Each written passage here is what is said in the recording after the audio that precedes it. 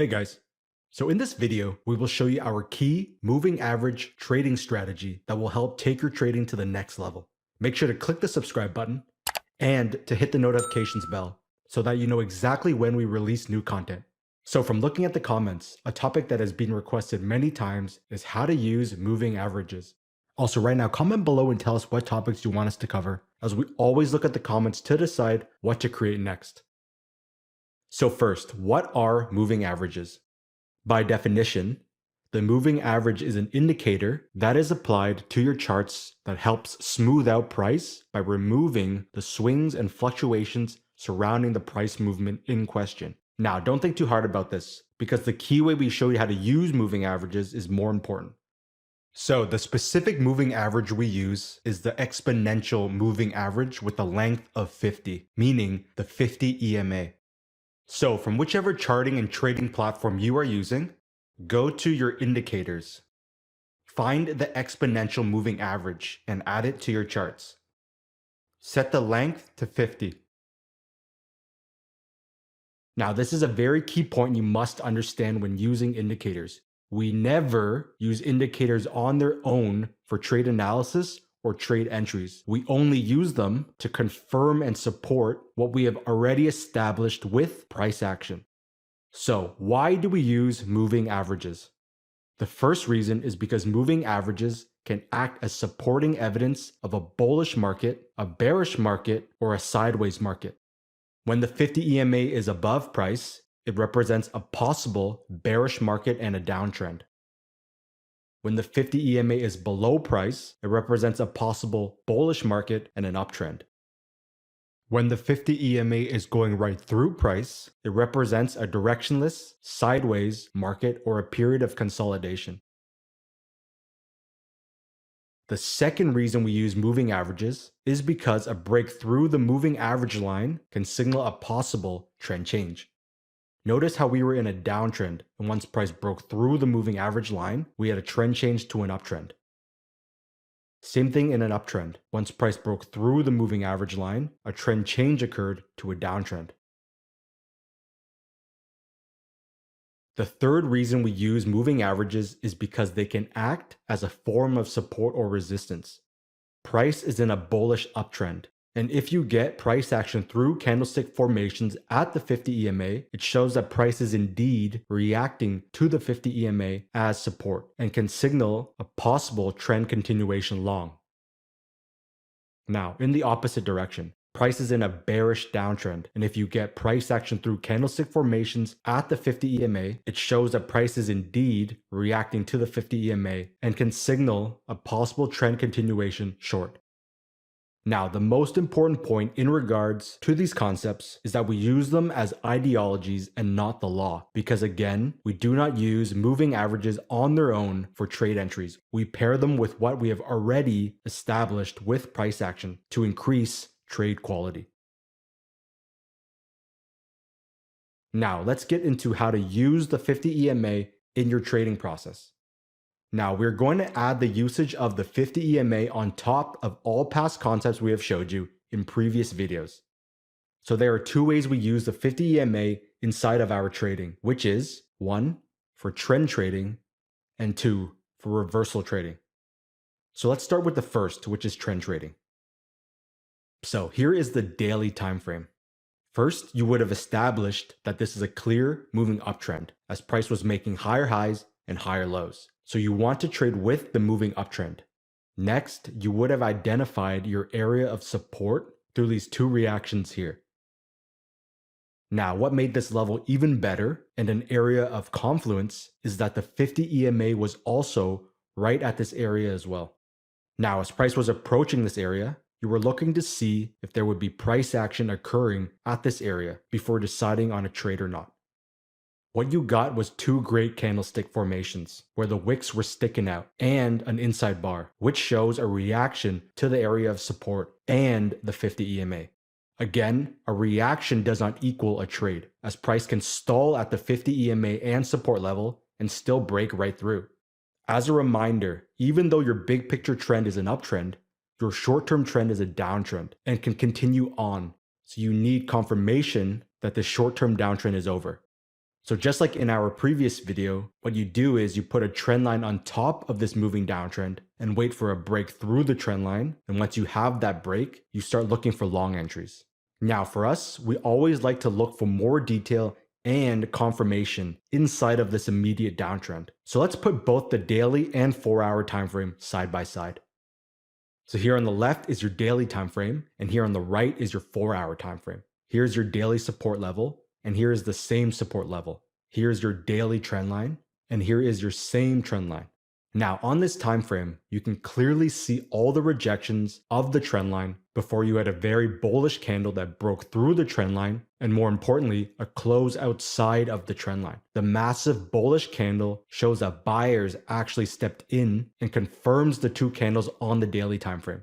This is when you had confirmation that the short-term downtrend is over and that the bigger uptrend can continue. You would then start looking for long trades through the lower timeframes with a breakout or a momentum play, as your directional bias is now confirmed. The most important part is that this all occurred after the reaction to the area of confluence, because you needed traders to enter long and short traders to close their positions to create upwards momentum. So moving on. So here on the daily time frame, you have a clear moving uptrend, as price is making higher highs and higher lows. So you want to trade with the moving uptrend. Next, you had your very key level of support. And think back to our video about support and resistance levels, where we talked about evaluating the quality of a level based on how many traits it has. And this level has a few. First, you had multiple reactions to the level. Second, this level acted as both support and resistance. And third, it was recently respected here, meaning that this point is still valid in a recent time period. All these factors make this a very key level. Next, you had this very key trend line with multiple reactions to it in the past. Here was your access point and area of high confluence, as you had your key trend line, your key support level, and the 50 EMA all intersecting perfectly. Now let's zoom in a bit to get a better look at the area of focus. So as price was approaching this access point and area of high confluence, you were watching to see if you would get price action forming and reacting to this level. What you got were these two great candlesticks with the wicks sticking out, but again, still no trade, because a reaction does not equal a trade, as price can stall and still break right through. As you should already know, you then put your trend line above the current moving downtrend. And once you had your break through the short-term trend line like this, it confirms all your previous analysis and that the short-term downtrend is over and that the bigger uptrend can continue. You then start looking for intraday entries through a breakout or a momentum play. Now for us, we like to take earlier entries. So what we do is we put a tight trend line onto this immediate downtrend like this and go to the 4-hour time frame and look for a trend change to take an earlier and tighter entry. So let's put the 4-hour time frame beside the daily time frame. So here on the left is your daily time frame, and here on the right is your 4-hour time frame. Here's the daily support level. Here's the same support level. Here's the daily trend line. Here's the same trend line. Here's the short-term trend line. Here's the same short-term trend line. Here's the access point. Here's the same access point. And once you had your break through the short-term trend line, your directional bias is confirmed as long, and you would go to the lower time frames and start looking for long entries through breakouts and momentum plays.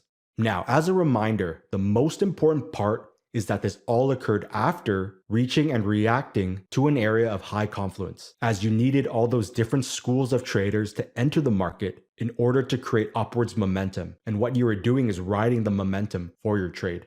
So now that you understand trend trading with the 50 EMA, let's move on to reversal trading. And before we continue, if you're enjoying us releasing new videos more often, make sure to hit the thumbs up button and to comment below right now with your questions and thoughts, as this lets us know you want more videos. So here on the daily time frame, you first had your trend line drawn right here.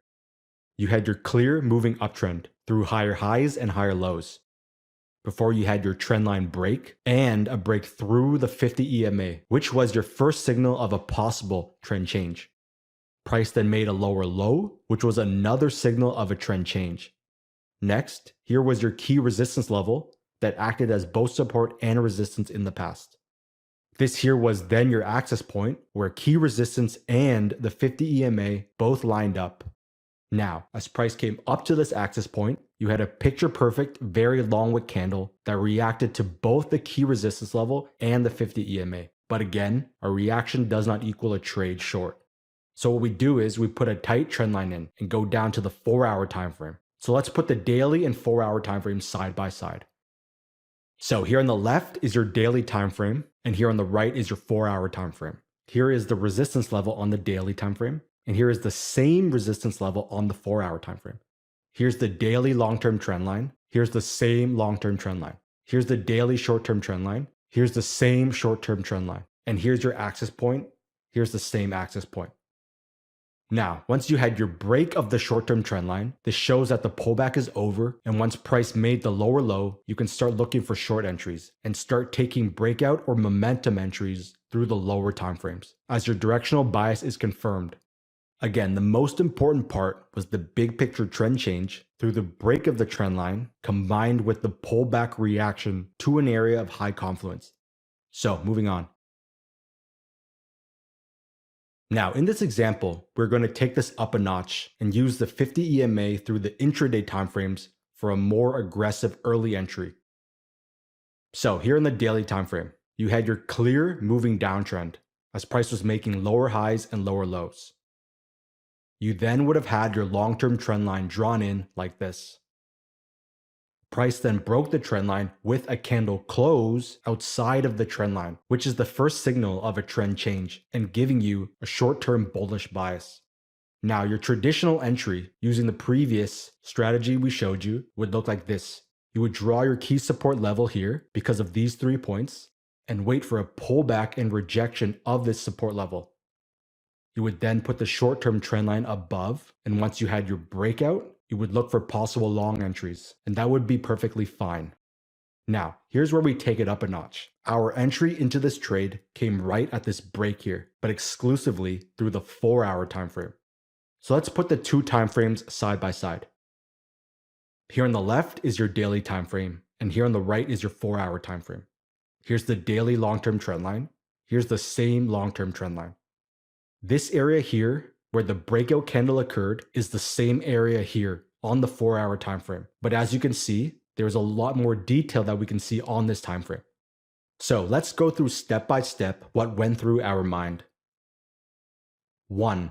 On the daily time frame, we noticed that price broke through the long-term trend line and had a candle close outside of the long-term trend line to give us our short-term bullish directional bias.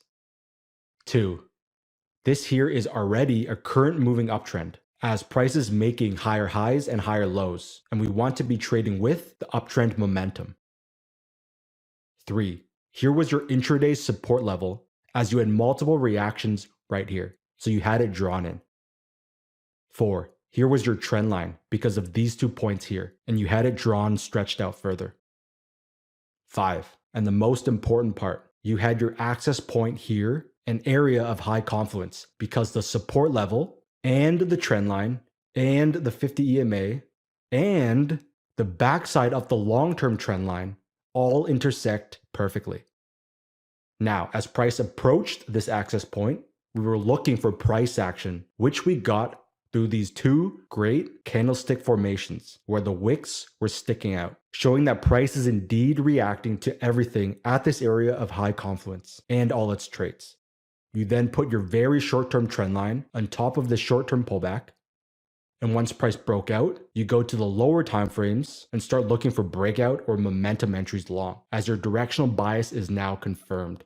Remember that the most important part of this quick intraday entry was because of the long-term trendline break on the daily with a candle close outside, and then confirmed through the intraday price action entry. Again, these concepts will continue to get deeper and deeper as we build on all past videos, so make sure you are all caught up. So thanks for watching, and I'll see you in the next episode.